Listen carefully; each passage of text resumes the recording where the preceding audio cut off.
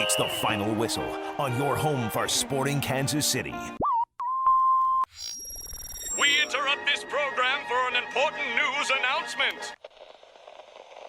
Welcome, everyone, to a special edition of the Final Whistle podcast, off-season version, hot stove, whatever you want to call it. Thanks for tuning in today. However you're consuming this on the 810 app, 810 website, 810 Facebook, 810 YouTube, many other ways. Appreciate you tuning in. As big news for Sporting KC is yesterday they've officially announced their roster moves in advance of the 2021 MLS season. Just to summarize real quickly, Sporting KC has exercised contract options on Amadou Dia, Felipe Hernandez, Gadi Kinda, Johnny Russell, and Graham Smith. Those were all five people we expected that the option would be exercised when we were talking to you after the playoff loss to Minnesota. Sporting KC has gone into conversations with the following players who are now out of contract: Roger Espinoza, Gerso, Felipe Gutierrez, and Eric Hurtado. The fact that Sporting is saying they're in discussions with those four guys makes you think there's some interest in bringing them back. So that's something we'll talk about. And equally as big, Sporting has declined contract options for Eric Dick, Juan Kuzain, Winston Reed, and Richard Sanchez. And maybe the biggest news, guys, is Matt Biesler is now out of contract with the club. And it sounds like, based on everything we've seen and heard, his time in Kansas City as a member of Sporting KC has come to a close. It's a bittersweet day. Obviously, so many positives with Matt Biesler, with coming from the days of the Kansas City Wizards, no one really caring about the team, playing in a minor league baseball stadium, to Matt Biesler winning multiple championships for this team, helping be the face of the team for 150 straight sellouts, playing in the World Cup. I mean, he's done it all. And as a hometown guy, it's a remarkable story. I guess not a big shock, because this is something we talked about right after the Minnesota loss, that we were worried this might be Matt Biesler's last game as a member of Sporting KC, but now it's become official. And Chad, let's start with you, just because I know you know Matt so well, as do I, having formerly worked for the team. And as good of a player as Matt Biesler has been, an ambassador for the team, he's just as good of a person. Yeah, it's this is the tough part about sports, right? Is we get attached to players, we get attached to people, and you know, as often people will say, well, we're really just cheering for laundry, and that's really hard for me to fathom, especially when it comes to a guy like a Matt Biesler and what he's meant to this club, to this city, to me personally, to you personally, to you, Allie, personally. I mean, I know what he's meant to me. I know Matt and I aren't close. We're not friends, but we are professional colleagues, and the word professional describes Matt Biesler to me in every sense of the word. And I couldn't have been prouder to have been a part of his career in the littlest ways that I've been involved with him. And I couldn't have been prouder to have him represent the club that I love, you know, and all of those kinds of things. So I think it's a super bittersweet day, but it is sports. And that's kind of, you know, the thing that we all learn to live with, is that at the end of the day, all of this is fleeting. And I think Matt Biesler, no matter what he goes on to do, whether it's continue to play soccer or move into any of the myriad of professional, you know, avenues that he could take his life into, Matt Biesler is going to be super successful because of the kind of person that he is, just as much as, you know, the fact that he was a world-class soccer player. Allie, give us your thoughts on this move, and also, you know, your lasting impressions of Matt Biesler as a member of Sporting KC. Well, I just want to start that when I moved here in 2017 and was working full-time as a copywriter, and had just newly earlier that year or end of 2016 really gotten into sports coverage and started covering Sporting Kansas City for the Blue Testament because of my previous experience having worked with SB Nation. The first player, shockingly, that I did a one-on-one interview with early on in my career covering sporting up to this point was Matt Biesler. And I'll never forget going out to Swope. That was back, you know, they were practicing there. This was before the Compass Minerals training. And just leaving, showing up, being, so nervous, like peeing my pants. I'm like, oh my gosh, like, what am I doing? I had only to that point interviewed, women's college basketball players at the zoo who, were my age, looked like me. I knew some of them from class. It was just a more comfortable experience for me doing that. And this was my first time really doing anything one-on-one with like a professional athlete. That was not just a conference call I was dialing into. And so showed up so nervous, left feeling so comfortable, confident, and welcomed. And that, I think, is how Matt Biesler made a lot of people feel. You always felt like you were never wasting his time as a media member, just from my experience on that side. And then just through working at 810, getting to know him through his many appearances on the Border Patrol and how gracious he's been with his time. You know, I think it's a huge responsibility being the face of a club. And that's something that I think has been overlooked with Matt Biesler in his career at Sporting, is like just how he approached that responsibility and did it in a way that never made anyone feel like it was a burden to him. It was truly what he wanted and embraced fully. So it's really sad. And I think the sad part is not that Matt Biesler and Sporting are moving on, because like you mentioned, Chad, it's sports, it happens. It's more so like when you look at Alex Gordon, they didn't get their last season to, you know, kind of have that full experience with the fans and really say goodbye in a proper way. And I think that's where fans might be, you know, that's kind of the upsetting part. But I mean, you can't look back on this entire journey with Matt Biesler and Sporting in Kansas City and think anything negatively, really. I mean, he's just done some incredible things for the club and for the city. When you know there's a reason he was the captain for so long, right? Center defender is not the sexiest position in the world. So you have to be a very good player and you have to be a very good person if you're going to be the face of the team and be the captain. So, I mean, there's a reason Matt Biesler has had that captain's armband for so long. Chad, I'm sure you have a bunch of stories. Allie just gave a good one about when she was first coming into the Kansas City media scene.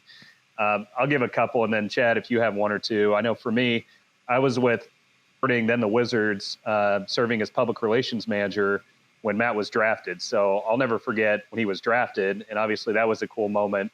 And then I was fortunate enough to be part of the photo shoot for the TV commercial that was Biesler Eats Waffles, where Jimmy Conrad made his pancakes into waffles with his cleats. So that was one of the fun stories I had with. I've seen that video. It's a classic, absolute classic. He was just a young kid. He was just a young kid at that point. It's funny now if you watch the video, he looks like he's about 11 years old. The way we saw him grow up before our eyes. But those are a couple of great memories I'll always have of Bees. You know, it's funny because I've got 3 memories of Biesler, and the first one is actually pre-Wizards days, and it's 3 standout memories, I should say. When Matt was playing high school soccer here in town, I think I'm 3, maybe 4 years older than Matt. I'm not a lot older. We never played against each other, but we played against a lot of the same groups of people, you know, and those age crossovers.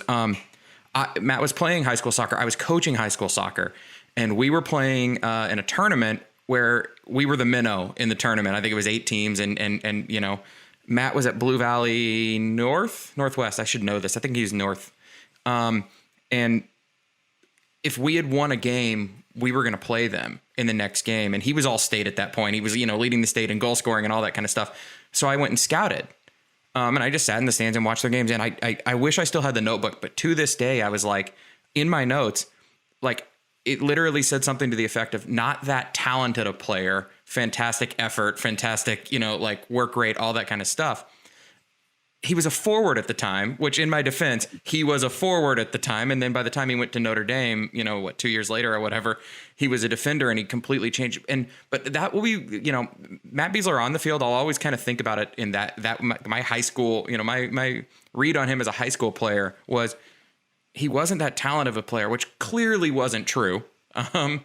But also that like the work rate, the work ethic to get himself to where you have to go to become a professional soccer player, let alone play 4 games in the World Cup and mark the likes of Ronaldo and Kevin De Bruyne, you know, I mean, nobody has ever and will ever question Matt Biesler's effort. And that's a tough thing because there's a lot of athletes you can look at and say they got there on athletic ability. And I think it's so much tougher and more, I have so much more respect for guys who maybe weren't the top 1% athletically in their career, but made it to that kind of peak. And so I've always thought that was a really funny story, that I thought Matt Biesler wasn't that good of a soccer player as, you know, his junior year. But the 2 things that stand out with Matt as a professional, one, every time we would go in and do a photo shoot or a video shoot or anything like that with Matt, which is, my day job, I work in the creative department. I do those kinds of things. Matt would remind us that he's here to play soccer. He's not here to do these things. This isn't what he's good at. It's not his favorite thing to do. And then he'd knock it out of the park anyway, and just, again, that attitude to like, he knows he's not an actor. He knows he's not a voiceover artist. He knows he's not those things, but he'll do them because I think you guys talked about it earlier. He knows the responsibility of being the face of the club. And then, again, he's so talented at everything that he does that he always knocked it out of the park. You never looked at that and went, that guy phoned it in, because that effort that existed on the field existed off the field. And then actually just the stupidest story I've got about Matt Biesler is Matt and I used to live in the same condo complex. This is probably 6 or 7 years ago. And just off the plaza, and Matt and his wife, I think they owned their condo. We were leasing from some friends. And so he calls me one day or shot me a text or something. And it was like, hey, man, I can't go to the condo homeowners meeting tomorrow. Can you swing by and like just check me in and, answer the questions or whatever for me? And I was like, yeah, sure, I'll do it. And then he responded with, cool, thanks. I'll be in Brazil. And I was like, yeah, I know, man. You're at the CONCACAF champion, or like it was the Champions Cup or whatever. Oh, the Confederations Cup, the one before the World Cup. I was like, yeah, no, I know you're in Brazil, man. I know you like, and it was just, it's always been like the funniest thing to me that he's such an unassuming guy too, that he doesn't even like, he was like apologizing to me for being in Brazil at the Confed Cup instead of, so he's like, hey man, sorry, I can't do this. I'm just, like, about right, like he would not think of it as something that A, you wouldn't already know, and B, that like wouldn't still not make it important for him to clarify why he couldn't do something. And from so many other people, it would come across as like an awful humble brag, but from Matt Biesler, it was just the most genuine, like, sorry, I can't be there. I'm so far away. I'm in Brazil. I've always had a good laugh at that because it was just such a random, like, it's a perfect kind of microcosm of who Matt Biesler, the person, is. And again, like I said, I would never call us friends, but we were certainly friendly. And that guy, in my 15 years now in sports, will always be in that top tier of just like absolute consummate professionals that if I ever needed something, I could call and ask and they'd be there in a heartbeat, because that's the kind of guy he was. And they understood their role and not just with this club, but with soccer in this country. And I think that's super important.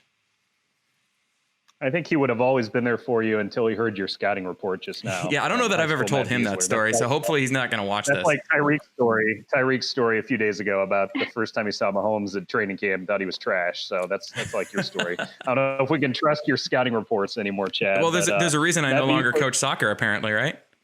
Matt Biesler has made it clear he wants to continue playing. He has said he's excited to see what the free agent market has in store for him. And I think we'd all agree we wish him the best of luck. And if anyone is going to be able to overcome, he's had issues with injuries and concussions for the last year or two. If anybody can overcome that with his work ethic and his talent, it's Matt Biesler. So we wish him nothing but the best for sure, and excited for the day that, depending on how much longer he plays, they'll have his name up there on the wall at Children's Mercy Park. So that'll be a special moment as well. Okay, so let's talk through this. Lots of moves. We mentioned those and kind of highlighted them at the beginning. Here's the players officially under contract for 2021 as of this point. Goalkeeping position is set with Tim Melia back. John Pulskamp looks to be the backup goalkeeper, at least at this point in time.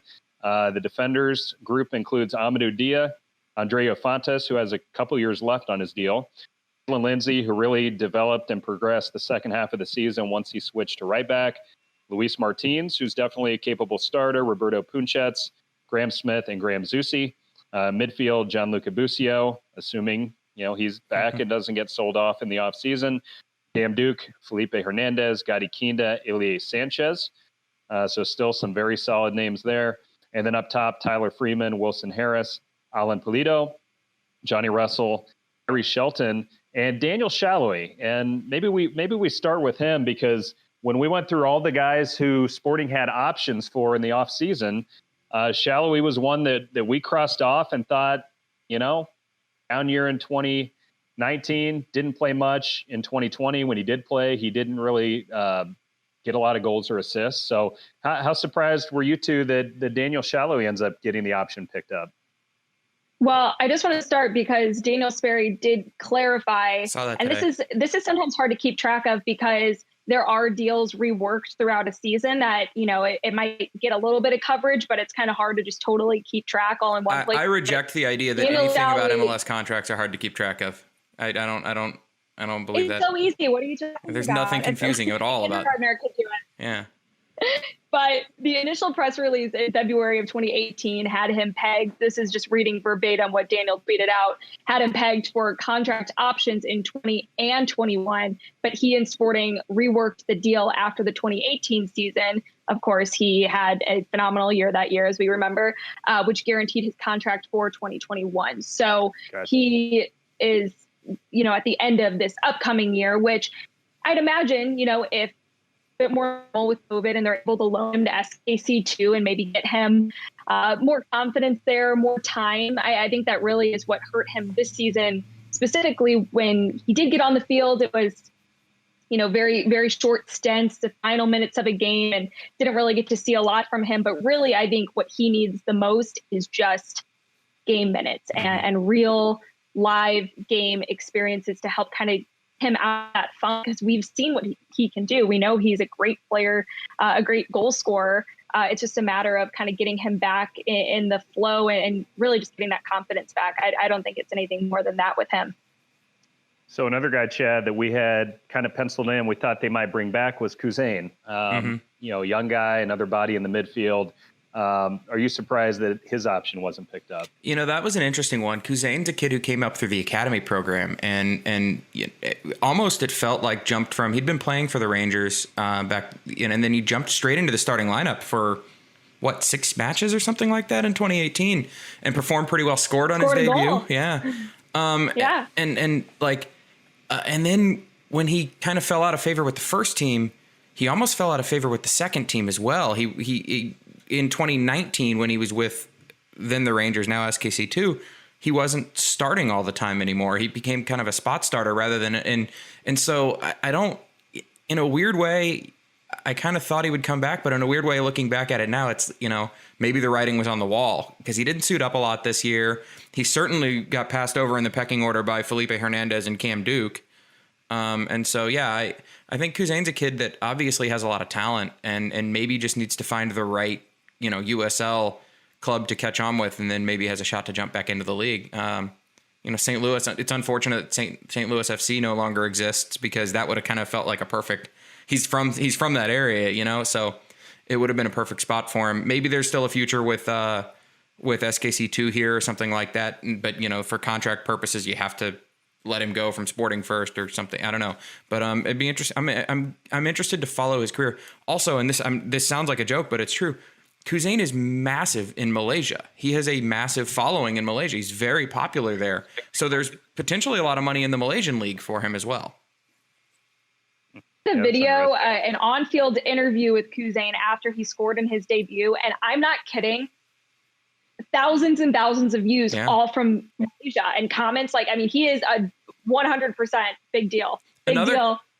What are those T-shirts? It's like, I'm a really big deal, and wherever, he's a really, really big deal in Malaysia. He also is a very, very good FIFA, the video game player. There's potential in his future, and he's such a good, he's very funny, and he's a very, he's got a great personality. There's a future in that, if he wants to go that realm of being the e-gamer thing. If you Trent Alexander-Arnold with Liverpool is famously a very good FIFA player, and gets involved in all of those kind of big competitions and stuff. And so maybe there's a world in that kind of world for Kuzain to play both, especially if he does, catch on somewhere here or overseas.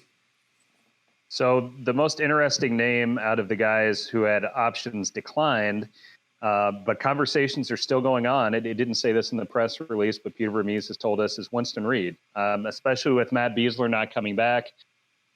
Winston Reed on paper is not coming back right now, but if you look at the center backs for Sporting KC that are under contract, you have Punchets, who had a good year but didn't do great in the postseason. You have Fontas, who's only started 2 or 3 games in the last 12 months or so. Obviously had injuries a big chunk of last year, and this year was mainly a backup. Smith, who's a young guy, he's had 5 or 10 starts, but hasn't done anything to really grasp one of those starting positions on a full-time basis. So you look at those 3 center backs, and certainly not saying it's a terrible group, but it seems like it's a long way from what we had a couple years ago, right? Where you have Matt Biesler still at his peak. You have Ike Opara, MLS Defender of the Year. So I know we talked about this in the post-game show as far as what we think are areas of focus for the coaching staff and the front office in the offseason. I still think center back is a pretty big area where they need to get some reinforcements there, if not a starter. But I look at Winston Reed as a guy I really hope they can bring back because, you know, he didn't get a lot of playing time this year, but when he was healthy and on the field, he looked like a difference maker and a guy that, for me, would be a definite starter among this group if he could be back on the roster. Yeah, I think what's hard when looking really at all of Sporting's roster, but specifically with the defense, when you think about how often things were rotated. I mean, it was a revolving door at center back in both spots. And then with the changes made out on the wings as well, I agree that there are definitely some holes that need to be filled. And whether that's with players that they already have, Andreu Fontas is very intriguing to me because we did see some good flashes from him, and maybe going into a season where he can get a full preseason under his belt, come in fully healthy and ready to go, we'll see a different looking Andreu Fontas than we did in the times that he would be paired with Matt Biesler, which I just don't think they were the best complement for one, to one another. So I'm curious about the Winston Reed thing because I think money's also involved. And then you kind of get into the issue of, well, is he going to occupy a DP spot, or are they going to have to shell out all of this money to pay a certain percentage of his contract with West Ham? So that's where I think for them, Vermees said in his presser, there's a very specific reason that they have not figured anything out. I would imagine it has something to do with that because, as you said, Chad, MLS rosters and everything, contracts, super easy, not weird or confusing at all. So I would imagine it has something to do with that. But I definitely think that this defense, whether from a personnel standpoint or perhaps technically and tactically, there needs to be an adjustment made. And I actually thought it was really fascinating listening to the guys on Extra Time with MLS talk about, Sporting's defense. And, I don't think it's very hard to find where the problems are: static defending, bad communication, getting pulled out of position, really lacking that chemistry in the middle of the back line. Would Sporting benefit from, with the personnel they have, if they aren't able to go out and make a big splash signing or find someone on the free agent market to come in and make an immediate impact or be a really good depth piece? Do you play a 4-2-3-1? Do you adjust your pieces so that Ilie doesn't get left out on an island like we talked about in some situations where he gets pulled out of position or is the last man defending, or where the defense just doesn't seem to know how to, I think Emmanuel Reynoso, if you watch that tape, that right there is going to be Sporting's problem going forward against some of the best attackers in the league. And that's going to be the trend. I think it's like with the NFL and with football, what you're seeing, you bring in all of this attacking talent, you change your offensive approach, and then the defense has to find a way to keep up. And I don't think that the only answer is to go out and find an athletic center back to complement Fontes or to complement Reed or Puncic. It's maybe just comes down to tactics because while Ike Opara was great and him and Biesler had a great, just chemistry back there and complemented each other well, I don't think the only answer at center back is to just find someone like an Ike Opara. That's maybe a solution, but in the big picture, that's not an easy find. So you have to get creative. And so I think Sporting's going to have to get creative. Yeah, I think when you look at Allie, that's exactly what I've been looking at this offseason. And you and I have had some interesting kind of text conversations looking back at where some of the defensive failings have happened, how they've been broken down. We talked about going into the Minnesota match, and then we certainly talked about it in the game in the post match after the game. Emmanuel Reynoso and where he likes to operate. And he likes to operate in the half spaces. And by half spaces, I'm talking about that area that's the edge of the 6-yard box, basically to the edge of the 18. It's not the center of the field, and it's not the wide area. And the thing about the half spaces, and Pep Guardiola gave us all a lesson on this when he was coaching at Barcelona.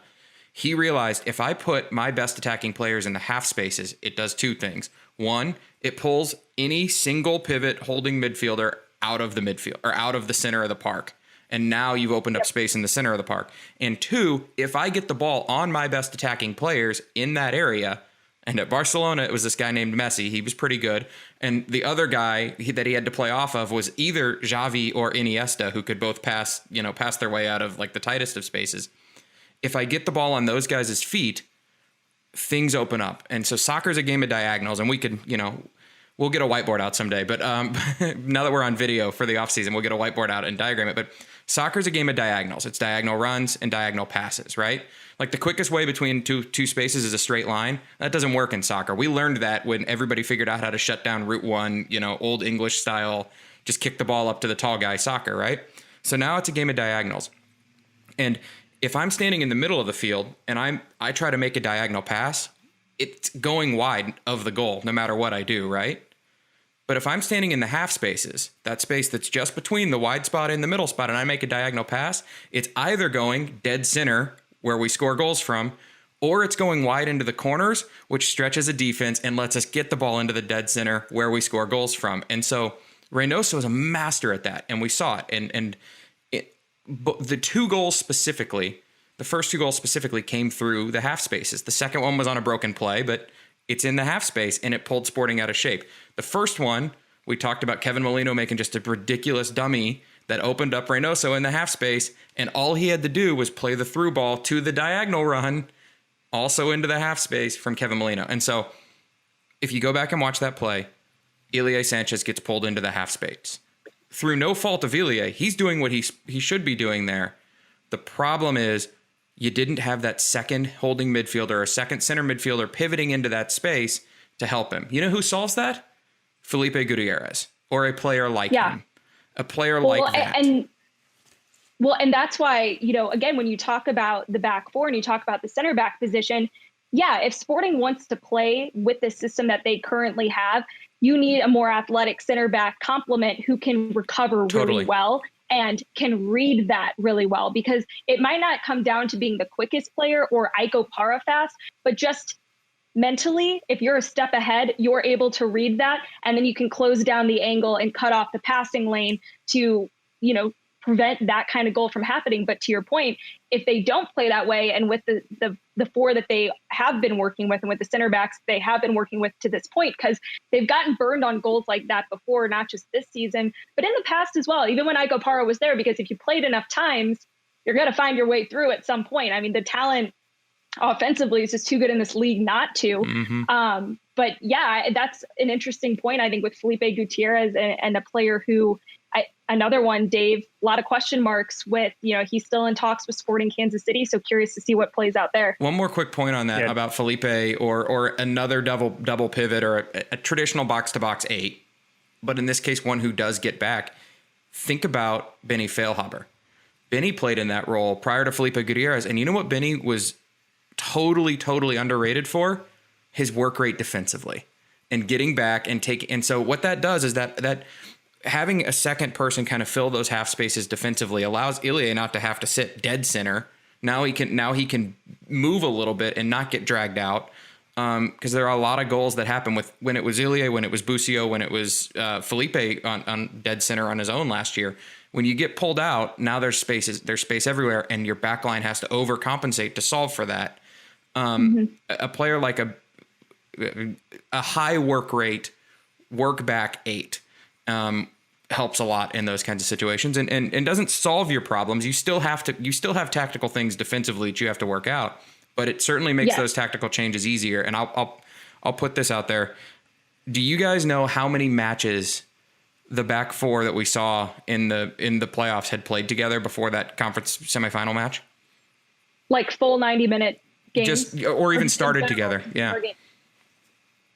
Like 2 or 3? 4? 3. That group had played 3 matches together. And I'll put it this way for you.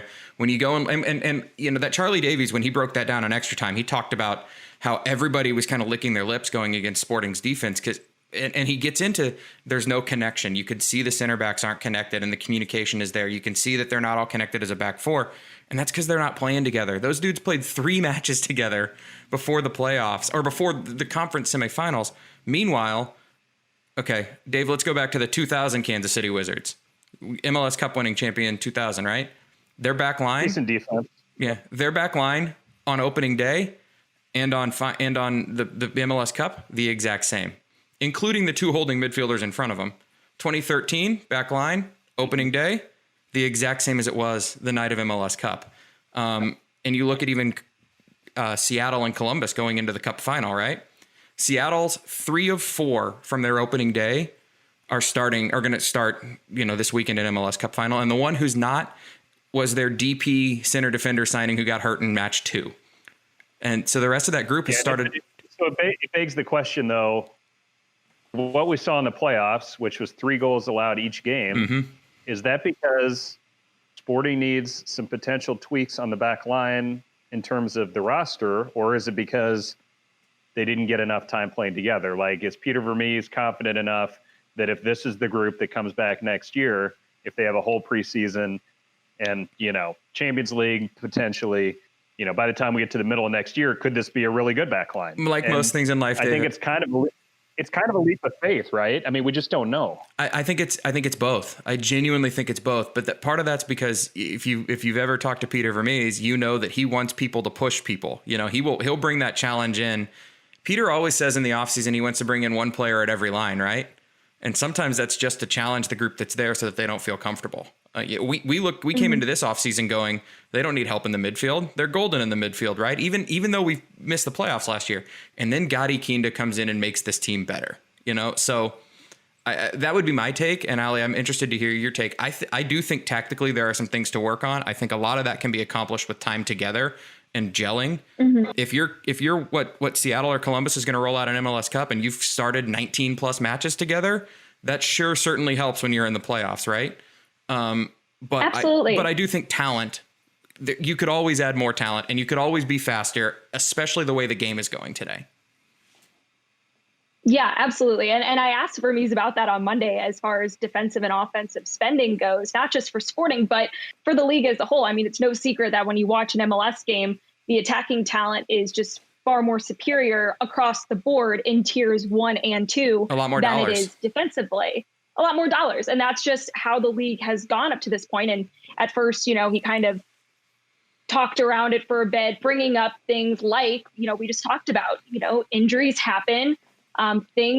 Adjustments throughout a season need to be made in order to, no matter what it's about, whether it's, adversity through schedule congestion, a pandemic that causes a start-stop, international duty, like there are all of these different factors that teams have to adjust to throughout a season. So I think Sporting did suffer because of some of those things, but a lot of teams did. At the same time, I would say that they also were a team that even before they maybe even really needed to start making some of those rotations, were doing them.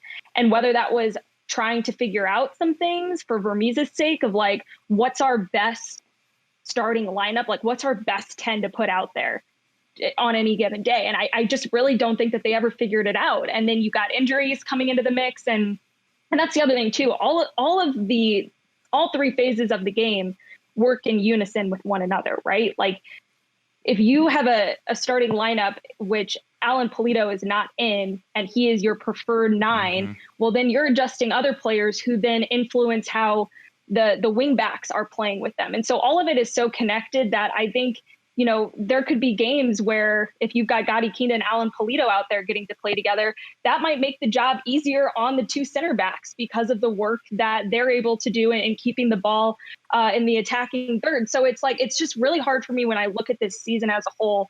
Fewer games, start-stop season. One phase of their season was a tournament down in Orlando. I feel confident in what Sporting have going into this next season and think that there's a really solid foundation. But Dave, I also agree with you in that it is a little bit seemingly like a leap of faith to just bank on the center backs that they have right now, which I do believe that they will make a move of some sort. I don't know what it is. It's hard to think that Vermees sees what they have in just those 3, and that's not even including Winston Reed, thinking that those 3 something could get figured out. But I do think something needs to get figured out with Andre Ufantas, just simply from an investment standpoint. He's making a lot of money and is, one of the highest paid players on the team. So I think, I'm curious to see if they're able to utilize him beyond just, a depth piece or a guy off the bench. Well, and with Reed too. Peter Vermees during that. Oh, go ahead, Chad. Well, with Reed too, that's the thing is okay, We looked it up. We found out he was on a $4.3 million a year deal at West Ham. And there's not a defender in MLS who makes anywhere near $4.3 million, right?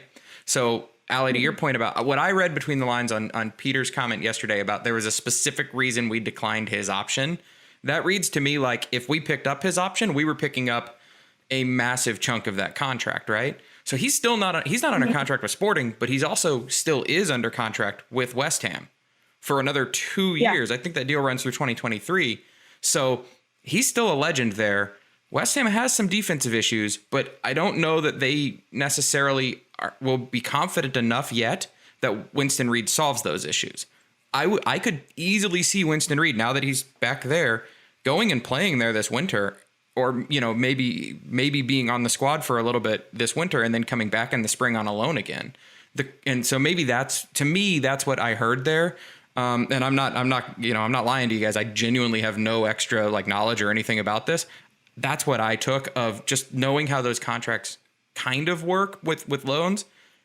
I could see it being the kind of thing that Winston comes back on a newly negotiated loan deal kind of thing, rather than whatever the trigger would have been for the 2021. And that's exciting to me because I do think Winston Reid showed flashes of the player he used to be at West Ham. Absolutely. I think for sure. I think he was the class out of those guys that we're talking about potentially returning. I think he's the head of the class for me. Punchet's solid, but wasn't very good in the playoffs. Reed gets caught stepping occasionally where you don't want him to. And that's a little bit of what happened on that first goal against Minnesota. Yeah, but Reed, when he could stay healthy, he didn't have hardly any mistakes. Obviously, big, strong, tough guy, physical. Got a goal as well, so maybe a set piece guy. Rest of the back line, it looks like Luis Martins or Amadou Diaz starting again at left back, so a couple good options there. And then right back, we'll see how Graham Zusi recovers, but him and Jalen Lindsay are both back and under contract, so looks to be pretty set right back and left back. The center back is the position I think we'd all agree has some room for potential improvement in the offseason, and Tim Mealy in goal. I think that says it all. We don't need to worry about the goalkeeping position for the foreseeable future here in Kansas City. Let's go to the midfield, guys. We talked about Felipe Gutierrez, which is a big, big topic. Roger Espinoza as well is out of contract, and the team really hit their stride this year when Roger came back and got on the field.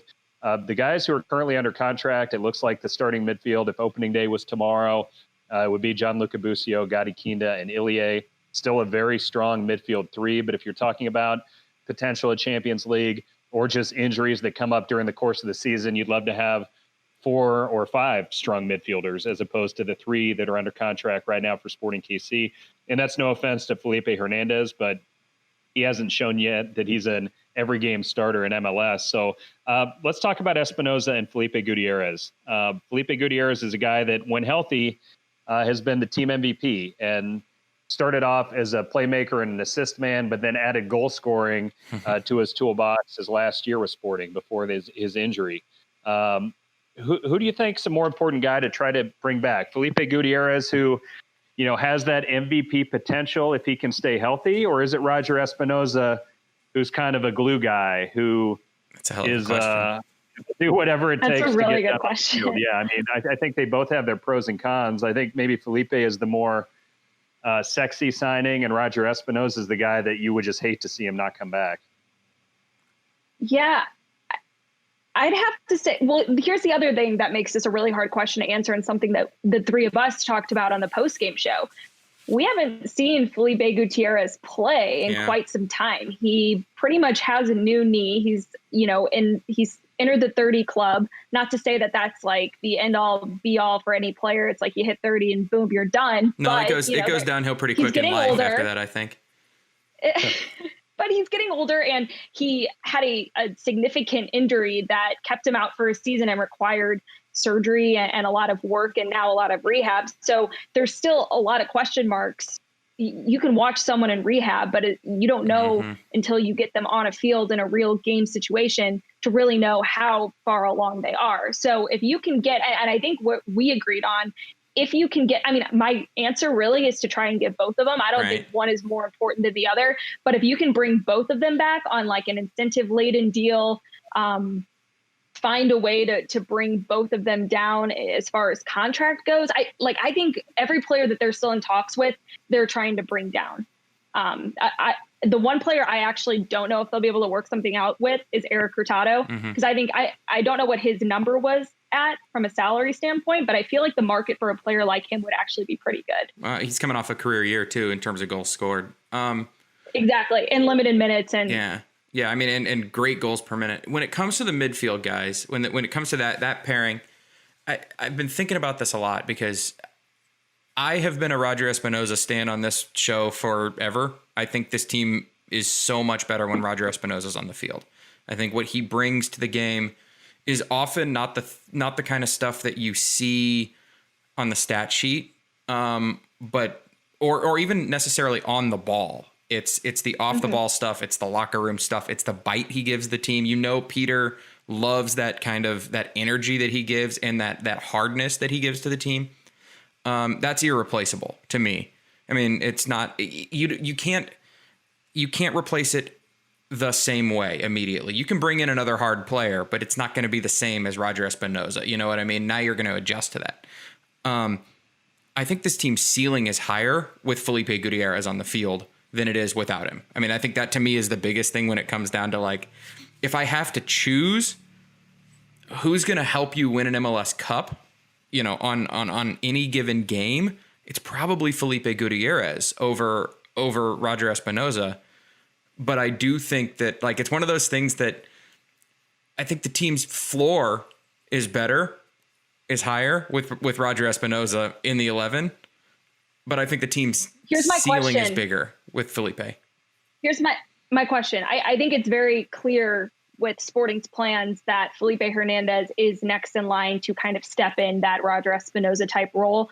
They talked about their similarities. Roger has said nothing but great things about him. And I think from a developmental standpoint, he's on the right track. He didn't, to me, show anything that makes me think he can step in and be a full 90-minute starter. However, if you get Felipe Gutierrez back and you have a midfield of Felipe, Gadi Kinda, or Busio, and then Ilie, but can sub Felipe Hernandez in, like, do those three complement each other? I don't know how Vermes will go about when you do, if they get Felipe Gutierrez back, what their starting three would be when you throw him in the mix and maybe sub Roger out of that equation. But if you can, you know, have a Felipe Hernandez who can kind of do what he did this season and sub in just situationally, and, you know, the 60-minute sub, the late game sub, I'm curious to see how the midfield is approached when you do have those players, depending on what players are available. When you have, let me throw this wrinkle at you. The other thing that I noticed Peter said during the press conference yesterday was he talked a lot about Gadi Kinda coming off of his missing matches and not being fully fit and therefore not able to play 90 minutes. And we said it in the post-match after the San Jose match. Gadi Kinda looked gassed playing 30 minutes in extra time. He clearly wasn't back yet from a lung capacity standpoint to run the way that it sounded to me like if he had his choice, Gadi Kinda would have started that game against Minnesota. And so that to me is really interesting because I think, to your point, Allie, if your midfield three, let's just for argument's sake say it's Felipe Gutierrez, Gadi Kinda, Ilie Sanchez. One, that's a super mobile midfield. There's a lot more pace in it suddenly. You know, Ilie's not super fast, but he showed more pace later this year than we've seen from him. But Gadi's certainly quick, and Felipe is underrated speed, Felipe Gutierrez. And then what you do is once you've got that lead, that's where Felipe Hernandez is your sub in the 65th minute for Gadi Kinda every match to run it out. Kind of the way that we've seen Roger Espinoza come in and give you bite late in games as well. And I'm with you. I think right now at age 21, 22, whatever Felipe Hernandez is, he's better in that role than he is as a pace setting number 8 as a starter. We haven't seen that yet from him. And that's the thing. You bring back Felipe Gutierrez and you don't need him to come in and be Roger Espinoza during his starting days or his, you know, the days in which he was a mainstay and a cornerstone of this midfield. So I think that we'll know a little bit more from I think it's right now we can definitively say, unless they go out and sign a number 6 to compete with Ilie. But I think right now, seeing what they had in Busio and with Ilie, I would be really surprised if they went out and targeted a defensive mid specifically. But I think Gadi Kinda's a lock. He'll be healthier, hopefully at the start of next season. Ilie is a lock. And then to me, it's the question of, do you start Busio or do you bring back Felipe Gutierrez, and is he ready to go and come back just full-fledged into this team as a starter and a huge part of this midfield? So I think if you get Felipe Gutierrez back, that answers a lot of your questions and creates really good competition in the midfield as well, like Vermes Lights. I think if you don't get Felipe Gutierrez back, sorry, Dave. I think if you don't real quick, this is the beauty of doing the podcast remote. I think if you don't get Felipe Gutierrez back, you go out and try and get another midfielder like Felipe Gutierrez who can get box to box. Like that answers your questions on what you're looking for. Because you don't, in my mind right now, you don't have that box to box midfielder that can be creative on the offensive end, but also is so sound positionally and gets back defensively. And so I think that that's who you look for if you can't get Felipe Gutierrez back, or you don't think he'll be ready, is another player similar to him, at least in work rate and ethic and all that kind of stuff and style. And that, Ali, I'm with you, that Felipe Gutierrez this offseason and what you do in the midfield very much hinges on Felipe Gutierrez. Well, I think we've talked about how MLS has sort of gone the way of the NFL. I mean, it's an offensive driven league, right? And scoring, and defense is less important than it was 5 or 10 years ago.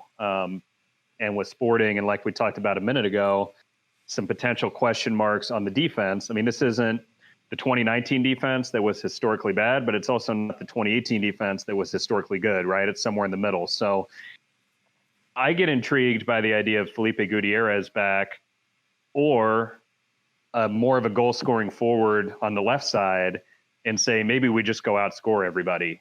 Because you got Polito that can put the ball in the net. Johnny Russell can put the ball in the back of the net.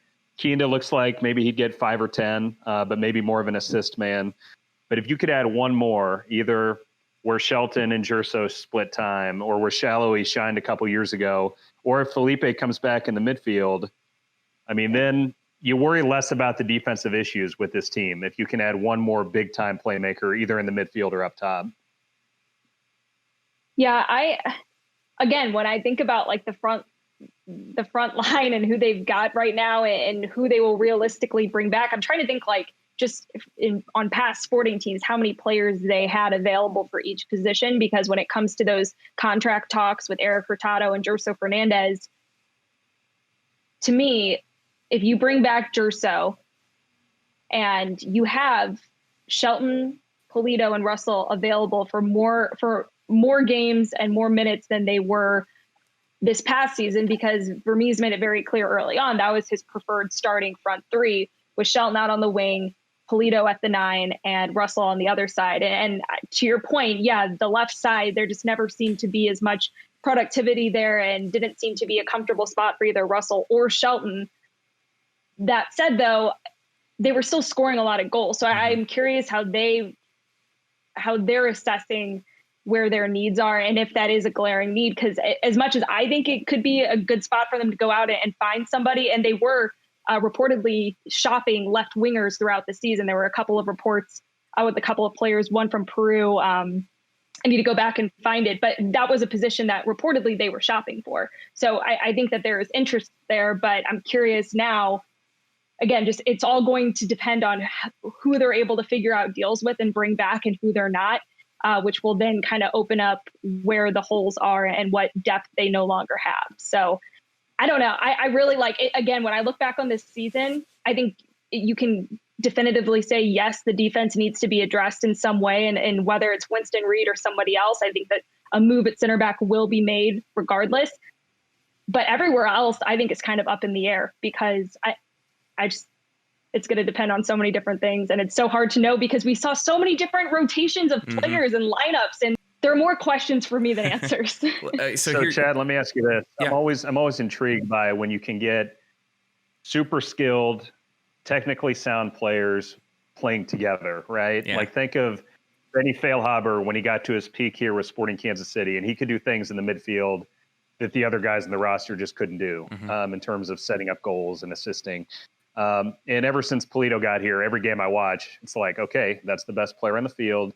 He doesn't ever do anything wrong. He does every little thing correct. And just the thought of him playing with Felipe Gutierrez, who was that same sort of guy when he was healthy. That's what intrigues me. And like you said, it's kind of that ceiling thing. The idea of those two playing together and working off each other, that's what would make me almost bend over backwards to get it done. I wouldn't have the discipline to not just give him the moon in terms to get him back, because I can't imagine what that would look like. I think it would be so much fun, assuming Gutierrez is healthy. Well, and that's the thing too, that one of the best parts of Felipe Gutierrez's game is late runs from the midfield. And that's how he got a lot of those goals. You know, Dave, you talked about him adding that goal scoring to his, that's how he got a lot of them, was these secondary runs, balls being dropped back, or the second ball pops out or something like that. And Alan Pulido is really good at making those balls happen and creating the space for that. So I'm with you. I'm very excited about the prospect of that. And I mean, the way I actually think about a lot of the options of this offseason for Peter Vermees is that, look, you know, if Alan Pulido is healthy, he's written in Sharpie at the top of that lineup, right? And he's going to be in that spot. But we've always talked about how he's not a true number 9. He plays deeper. And so that frees up a Felipe Gutierrez or even a Gadi Kinda or somebody like that to make runs that pass the striker a lot of the time. You know, I mean, Alan Pulido will not always be the tip of the spear. Sometimes he'll be right behind the tip of the spear, creating or creating and then working off that creation to tap it in. We saw that. Yeah. And so I actually think there's a lot of options. Let's just call it the left side in general, because you can bring back Gerso. I think if you bring back Gerso at this point, you're not expecting him to be your every game starter. I think that's pretty clear from what we've seen from Peter and the way he's used him.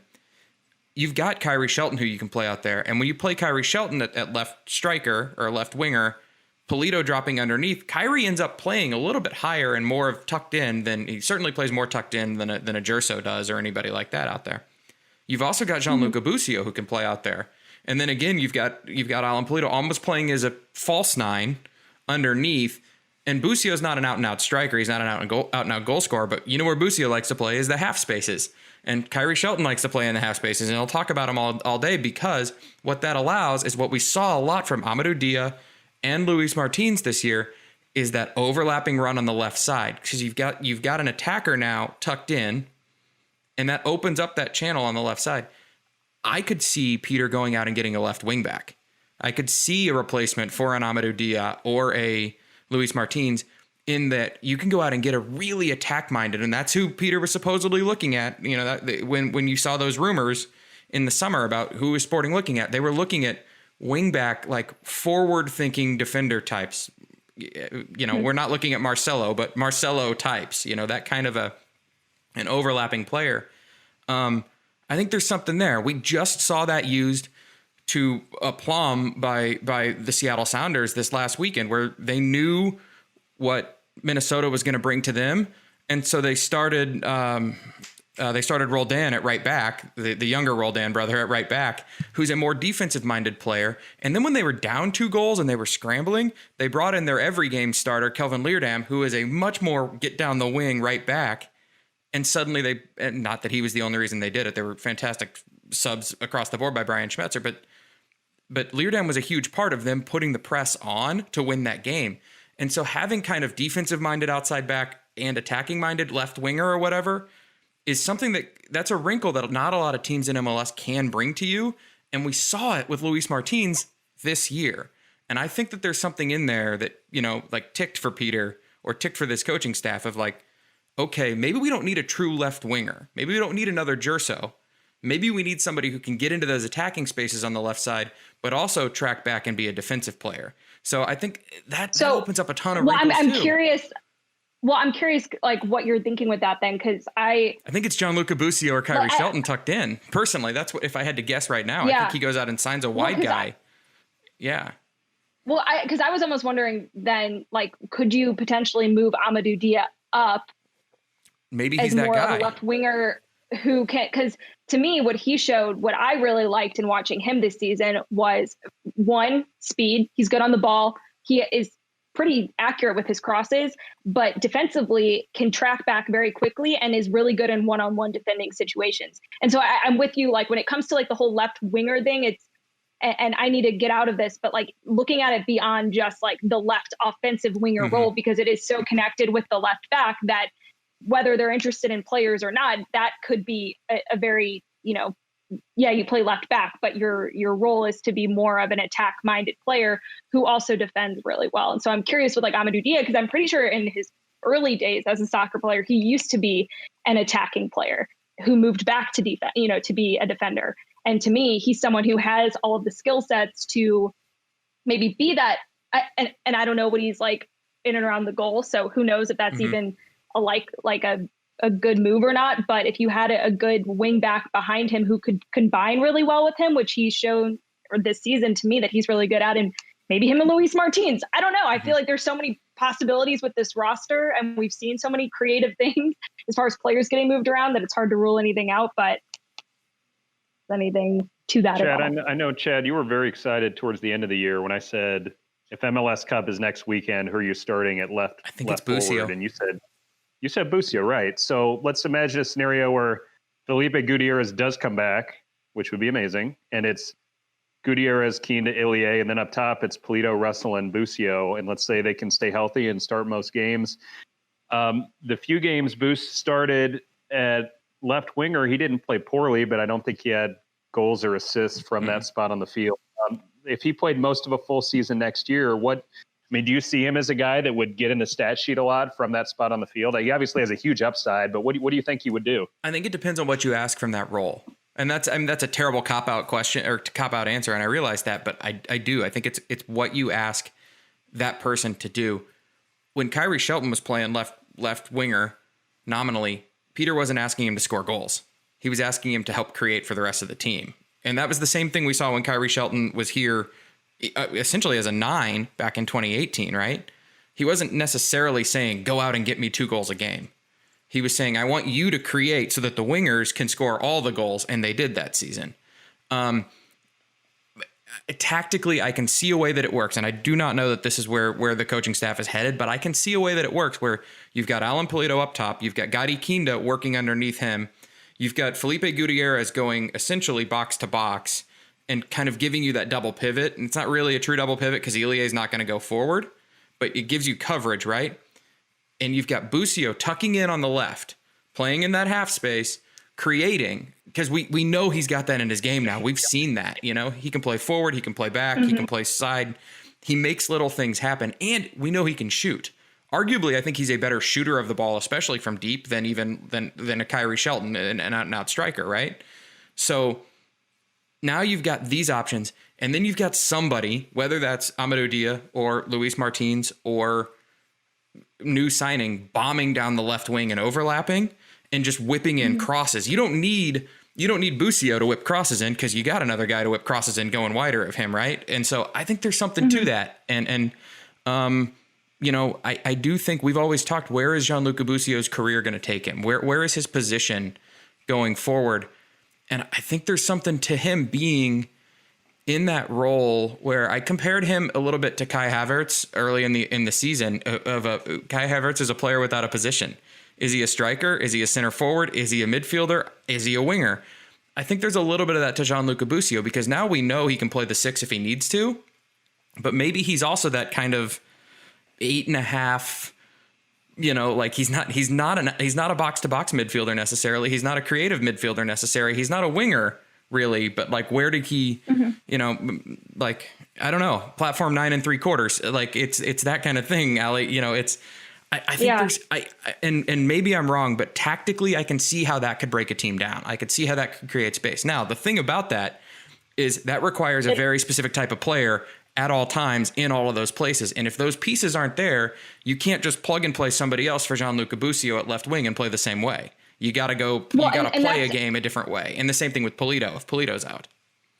Well, and honestly, when we're talking about all of these different things, so much of that does rely on, I think, Polito being in the lineup and being that false 9, how he likes to play, because Busio can't play that way without Alan Polito playing at the 9.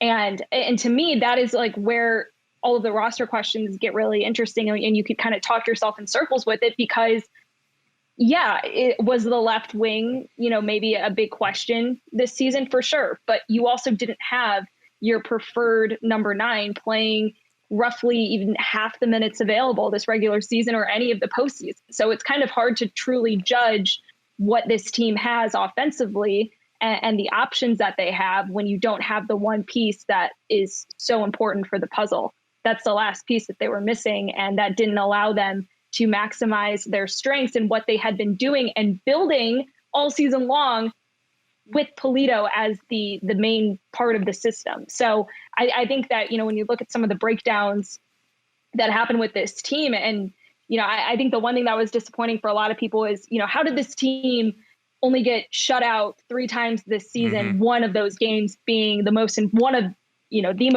game of the season. And I think that's a really fair question. Johnny Russell misses some opportunities he for sure would want back. And I think, like, when you look at a game like that, that's where more of that left wing into play, because they did just get very one-dimensional in their attack, because they went back to what their old attacking ways were before Pulido, because they just couldn't. And then you didn't have Gotti Kinda really available, so there was no one to really play in between the lines and try to kind of break open those little spaces to create beyond just up the wing, try and break in from the outside or from the touch line or from, the edge of the box. And that's kind of where they got stuck versus Minnesota, who is able to just fluidly play throughout the middle and find all of the spaces and all of the ways to break down Sporting's defense, whereas Sporting just they didn't have what they needed to do that to Minnesota. Well, Minnesota was able to play plan A all game long. They had a plan. It was plan A. It was their plan A the moment Reynoso came onto the team, and they played it for the playoffs, right? Sporting couldn't play plan E or plan A, didn't have a plan B available, I mean, plan A was Pulido, right? And plan B is do something fun with Gotti Kinda. Let Gotti create and let whomever is up top work off of that. Obviously, plan A is really Pulido and Kinda together, and I wish I had the numbers. I don't. But what those guys did when they were on the field together was really hard to defend. And so let's call it plan C, became Johnny Russell has to go out and do a ton on his own. And damn it if he didn't try. I mean, he damn near scored twice in the first 10 minutes of that game. One cleared off the line, and another one saved on a one-on-one. And that's the difference in the game. They said it on the Extra Time podcast. The funny part about that is that game looked bad. It looked 3-0. If Sporting bags those like they do, they probably win that game they either just shut it down and win it 2-1, 3-1 or something like that. Or if Alan Pulido's on the field, they win that game 4-3, 5-3, and you're okay giving up those goals. It's one of those things where it's just so funny to think about that. Like, man, we didn't have plan A. We also didn't have plan B or plan C because of the injuries. Gotti Kinda not being able to be available. Alan Pulido not being able to be available. And yeah, I mean, just you look at it, that's 2 of your 3 leading goal getters, goals, assists, etc. on the season. And so, yeah, of course you're relying on just Johnny Russell by the end of the match, and that's unfortunate. And when I say one-dimensional in the sense that it gives Sporting fewer options creatively, but then it also makes Minnesota's job so much easier. They know exactly who they need to target. The goals weren't coming from, outside of maybe on set pieces, where I think just set piece defending it's just totally different than just, run of play defending.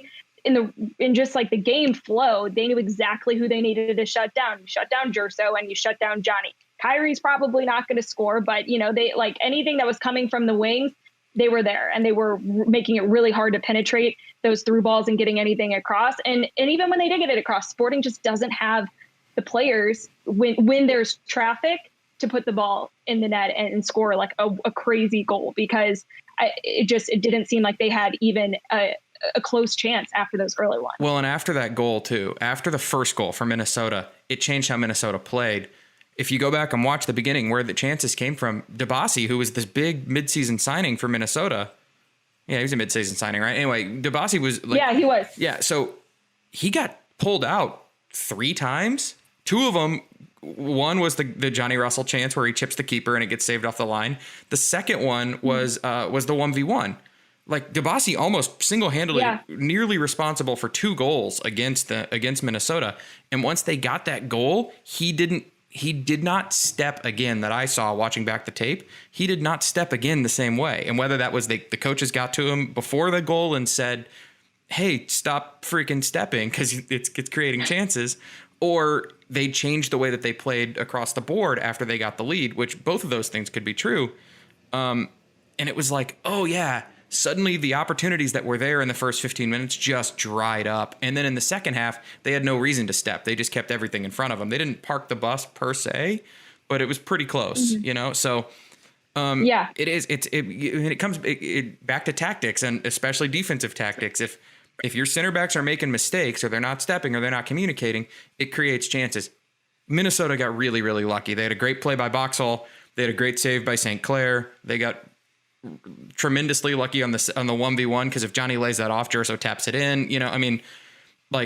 They dodged 3 massive bullets, and that changed the game, because they could not keep getting picked apart the way that they were getting picked apart for 90 minutes. And if Sporting gets a lead, they don't have a choice. They have to keep pushing and have to keep stepping, and it just creates more and more of those same chances. Well, and the good news, as we start to wrap up, the good news is, if the season started next week, Sporting's got a good roster under contract that could win a lot of games in this league. I mean, just looking at who's under contract right now, left back will likely be Dia or Martins.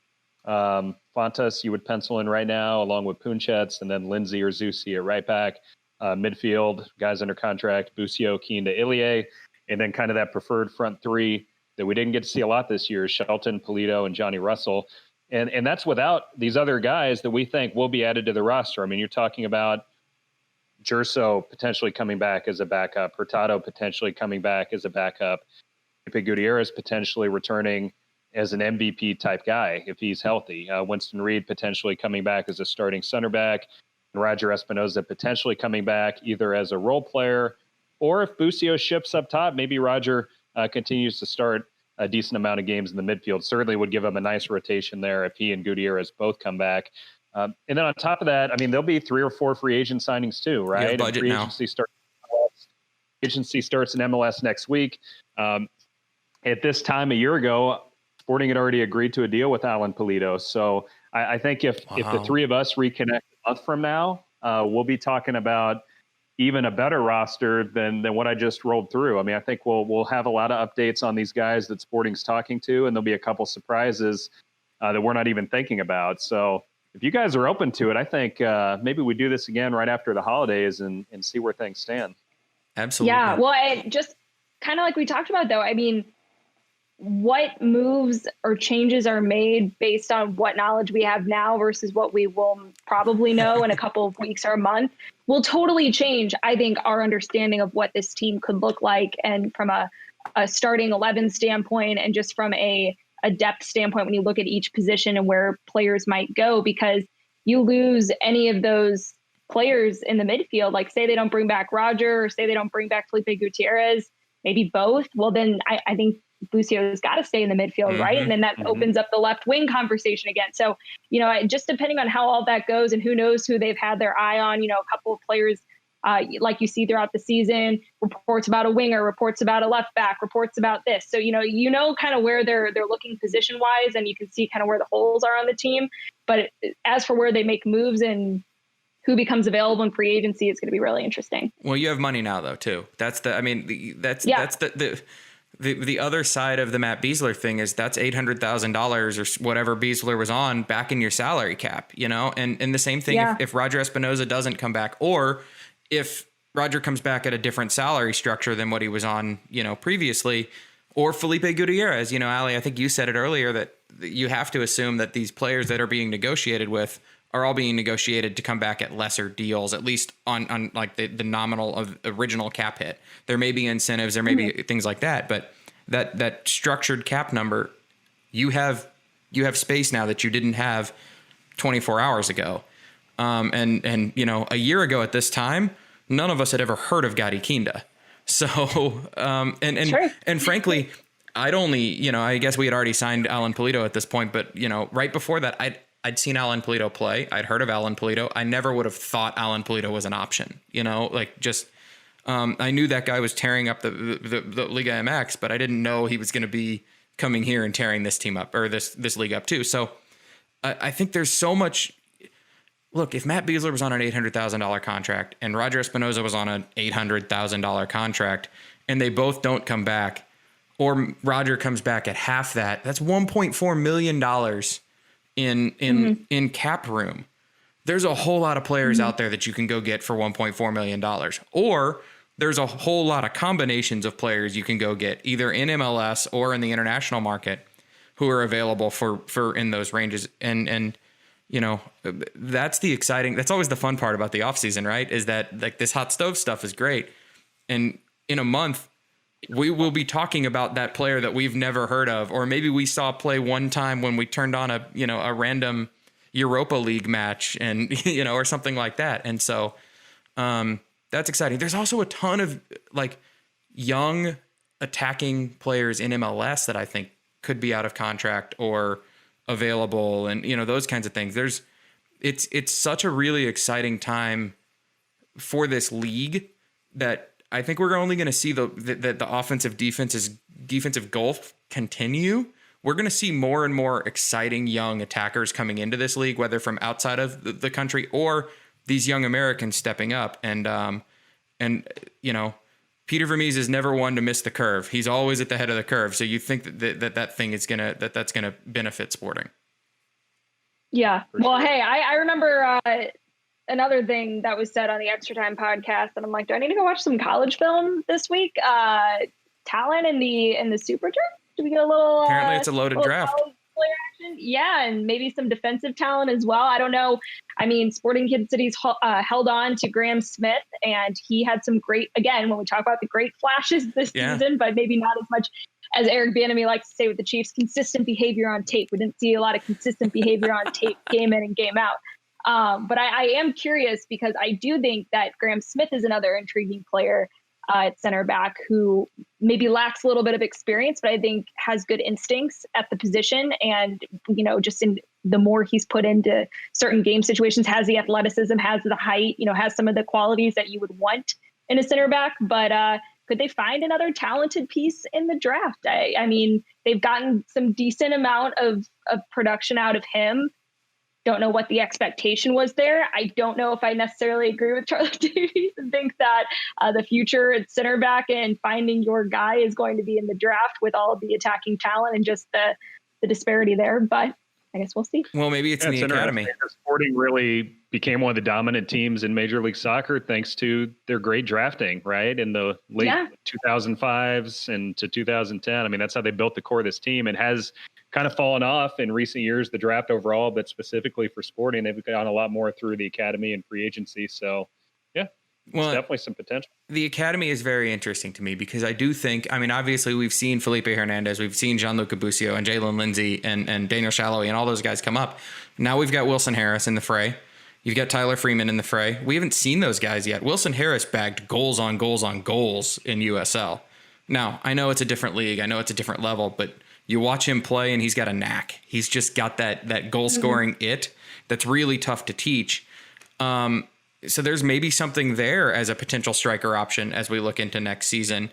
Who's the next signing? There's some kids who have been playing for SKC2 who are academy kids.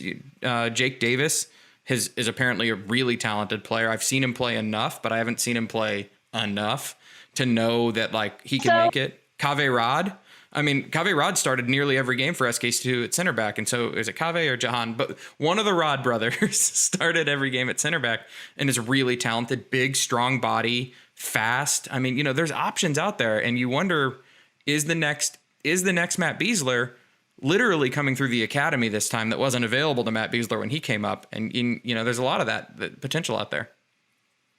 Well, and I just want to kind of put a bow on, my thoughts on this and Sporting's future acquisitions, who they might pick and how they might pick them. We had a really good talk with Peter over the summer about, just the future of MLS and where it's not like the NFL or other sports where, okay, you got the draft, here we go, here are our players, and this is our selection to choose from. There are so many different ways to break into this league, whether that's homegrown, they bring in all of this international talent, draft, wherever.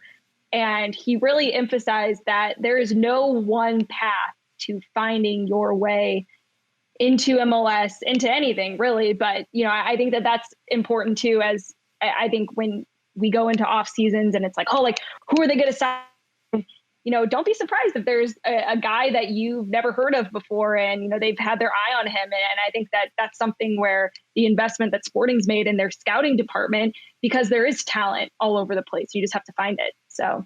And it's already been an interesting start to the offseason. We'll know a lot more 3 or 4 weeks from now what this roster looks like. So let's definitely reconnect, guys, here after the holidays. And it was good seeing you. It was kind of rough having to do a final whistle after the playoff loss, but good to see you again. And we got a lot to talk about, and it's going to be an exciting offseason. Absolutely. This is fun. Look forward to it. All right. Thanks, everybody, for tuning in. Have a great holiday season. Again, one last time, shout out to Matt Biesler. Thanks for everything you've done, and best of luck with whatever comes next. For Allie and Chad, I'm Dave saying so long. You've been watching and listening to a special edition of The Final Whistle.